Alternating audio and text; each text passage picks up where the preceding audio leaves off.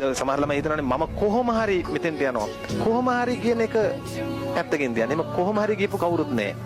හැමෝම වර්තමානයේ හොඳට වැඩ කරලා තමයි එතෙන්ට ගියේ. එහෙනම් ඔය දරුවෝ හිතන්නේ මෙහෙම මම වැඩ කළොත් මං එතෙන්ට යනවා. ඒකයි හිතන්න ඕන. අපේ ළමයින්ට පැටලෙන තැන්.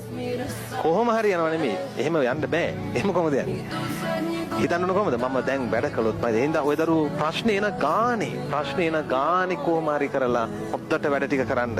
මේක වලගේ අයියෙක් අක්කෙක් ඉන්නවා නම් ඒගොල්ලන්ට කියන්න. ඒගොල්ලෝ රැකියාවක් කරනවා නම් ඒගොල්ලන්ට ප්‍රශ්න තියෙනවා නම් ඒ රැකියාව හොඳට කරන්න කියලා. කරන දේ හොඳට කරන්න කියන්න. තව දෙගුණයක් මහන්සිලා වැඩ කරන්න කියන්න. අන්න එහෙම වර්තමානයේ හදද්දී අනාගතේ එන්න තියෙන ප්‍රශ්න ටික පැනලා යනවා. හැබැයි පුතා ප්‍රශ්න කියනේවා එන්න තියෙනේවා.